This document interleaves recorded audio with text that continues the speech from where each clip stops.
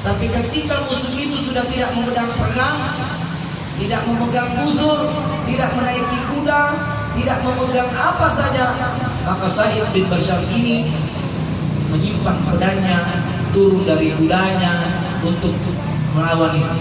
Ketika dia sudah berhadapan satu lawan satu, lantas lawan itu mengatakan saya sudah menyerah, maka tidak satupun dari Bashar bin Bashar dikatakan di dalam kisah ini untuk menyakiti lawannya. Artinya dia tidak menyentuh nih kalau lawannya sudah ampun katanya. Di bahasa kita di sini, dia sudah minta ampun, maka dia tidak dianiaya lagi. Jadi kalau dia sudah minta maaf, artinya kalau minta ampun istilah bahasa, maaf, saya sudah mengaku kalah.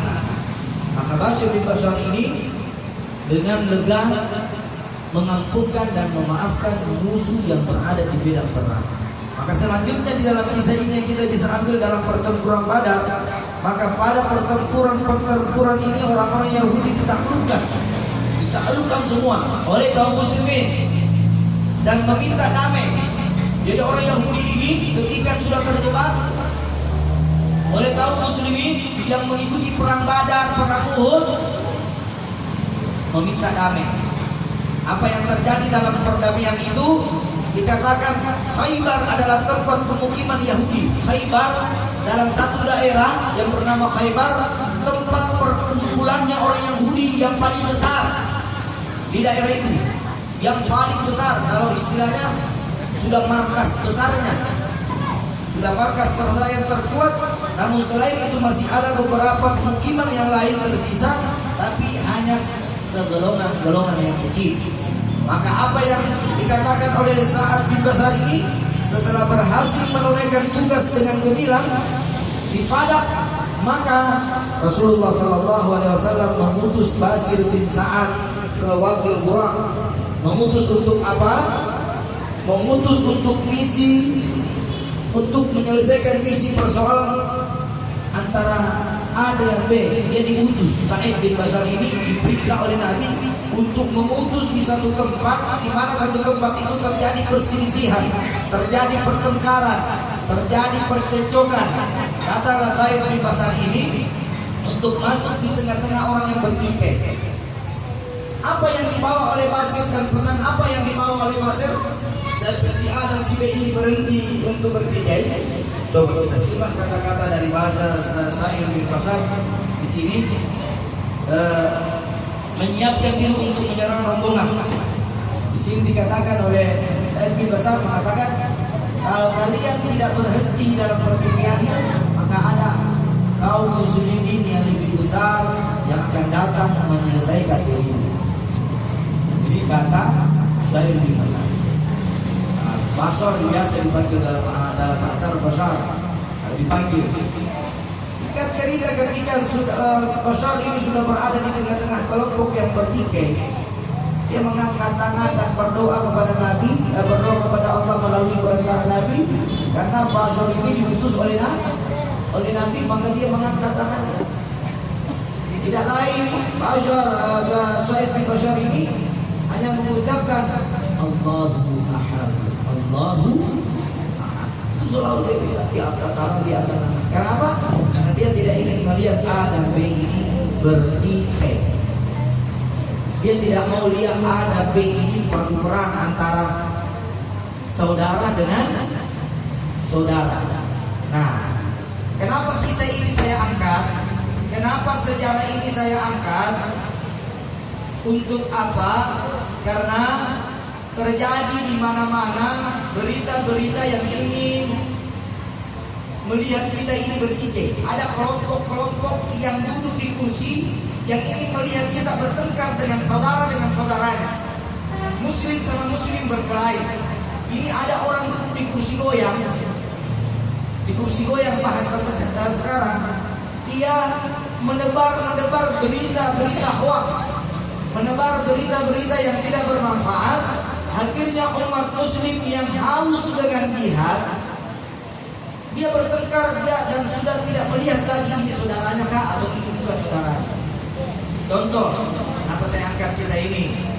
Kemarin sedikit terjadi pertempuran besar kemarin. Cuma kalau orang yang selalu update berita.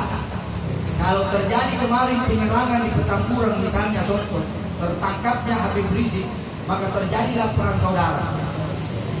Ini ada berita-berita yang ingin melihat kita paku gesek.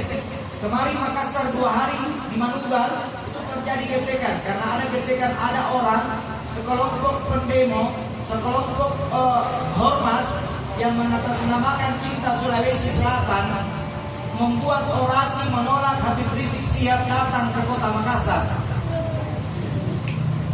menolak ulama, menolak kiai, menolak habaib yang datang di kota Makassar. Habib Rizik ditolak di Sulsel, tapi yang tolak itu cuma 10 orang, 20 orang.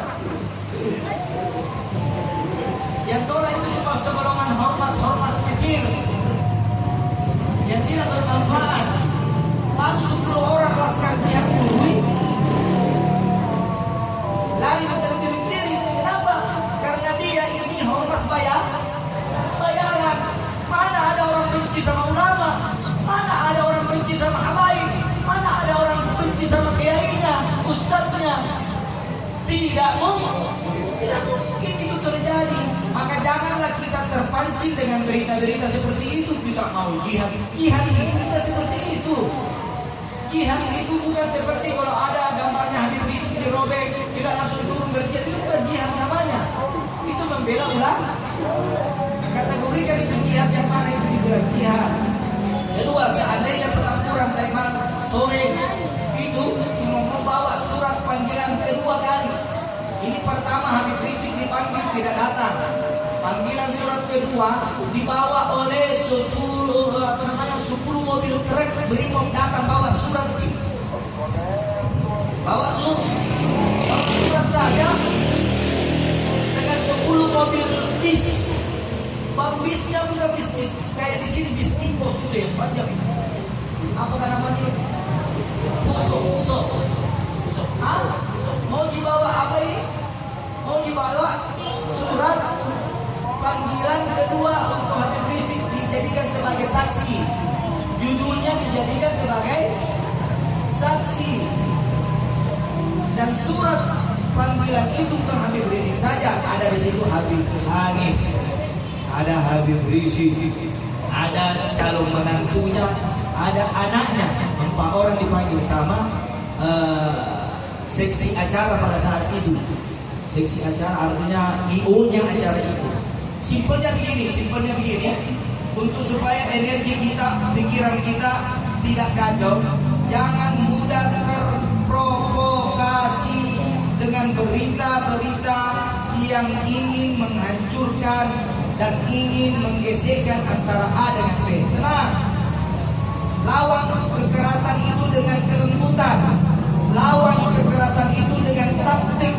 Jangan nanti belum pergi berjihad, belum pergi lawan ditangkap dulu pergi.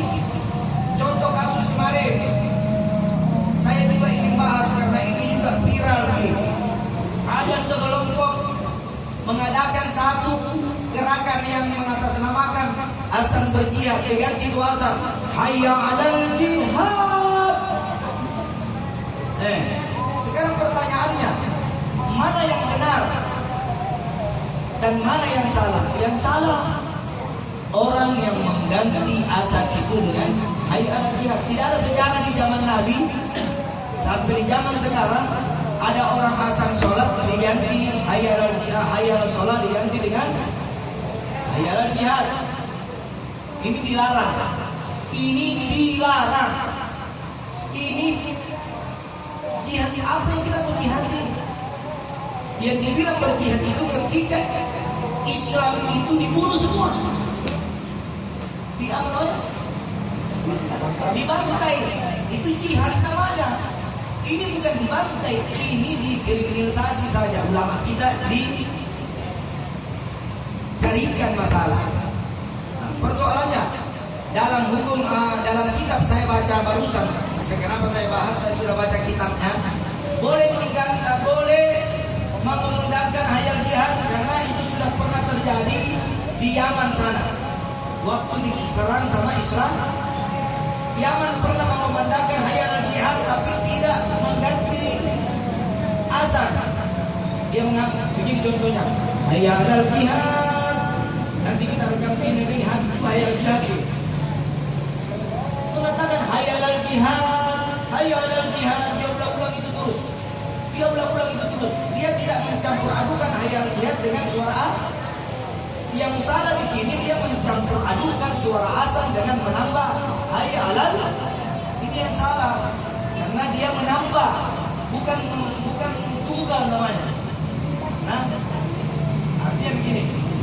Contoh saya sempurnakan. Allahu Akbar, Allahu Akbar, Allahu Akbar, Allahu Akbar. La ilaha illallah, asyhadu an la ilaha illallah, asyhadu anna Muhammadar Rasulullah, asyhadu anna Muhammadar Rasulullah. Hayya 'alal jihad, hayya 'alal jihad, hayya 'alas salat, hayya 'alas salat, hayya 'alal falah, hayya 'alal falah. Allahu Akbar, Allahu Akbar, la ilaha illallah. Inilah yang tidak ada tuntunannya. Yang kalau kita mau mengumandangkan hayya 'alal jihad, kalau terjadi di sana di luar itu bunuh orang, baru masjid semua bersuara dengan hayya 'alal. Ya, bukan ditambah, yang ada berdiri tunggal. Ada lagi hayya 'alal jihad sambil pegang pedang samurai. Ini semua yang bikin rusak agama Islam. Kasih rusak, kasih mundur. Semua bikin ketakutan di semua. Jadi intinya saya himbau kepada seluruh jamaah untuk tidak terprovokasi dengan berita-berita yang murahan. Sebab kita ini adalah Islam yang mencintai perdamaian. Kita cinta kalau masih bisa baik, kasih baiki. Jangan yang kecil dibesar-besarkan, yang besar disembunyi. Maksudnya bagaimana? Ini kasusnya Habib Rizik kecil sekali. Ada kasusnya orang yang di sana luar biasa. OPM Papua sudah punya presiden, ini kasus besar. Kenapa tidak diangkat? Kasusnya Habib Rizik dibahas oleh semua parlemen. Kasus kecil dibesarkan, yang besar ditenggelamkan. Kasus kecil. Berharaplah, berdoalah agar Indonesia dan seluruh daerah dari Sabang sampai Merauke mudah-mudahan tidak terjadi pertikaian, pertumpahan darah, tidak ada terjadi gesekan antar. Memangnya enak itu kalau orang perang? Memangnya kita suka itu kalau orang perang? Tidak ada orang suka perang. Bagaimana ini Indonesia bisa damai? Bagaimana Indonesia ini bisa tentram? Bagaimana Indonesia ini bisa sejahtera? Itu tergantung antara ulama dan umara. Umara dan ulama harus bersatu, bukan saling bertikai, bukan saling bagaimana. Kecuali tidak bisa lagi diperbaiki. Semua ada yang cinta Habib Rizik, ada yang musuh Habib Rizik. Terus yang cinta kita, yang musuh terus kita komplain, tidak bisa. Ada yang baik, ada yang tidak baik. Jadi kalau yang cinta, ada orang yang benci Habib Rizik itu supaya kembali cinta kepada kita musuh. Kecuali dia perangi kita. Bagaimana caranya memerangi? Saya ketawa di kemarin dia kasus baru banyaknya pakai kontainer tutup jalanan, baru 10 orang dulu. Ketawa saya lihat, ini apa ini? Ini namanya orasi nasi bungkus. Orasi nasi modal nasi bungkus. Begini istilahnya, kalau dalam dunia orasi, saya sering orasi. Itu yang bicara begini 100.000 dibayarkan. Yang bicara, yang orasi namanya itu 100.000 dibayarkan. Yang mengibar bendera itu 75.000. Yang mengibar bendera 75.000. Yang ibu berdiri 50.000.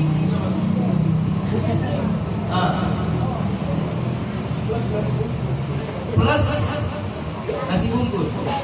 Begitu dia mendengar suara takbir, lari, lapor di mana sih?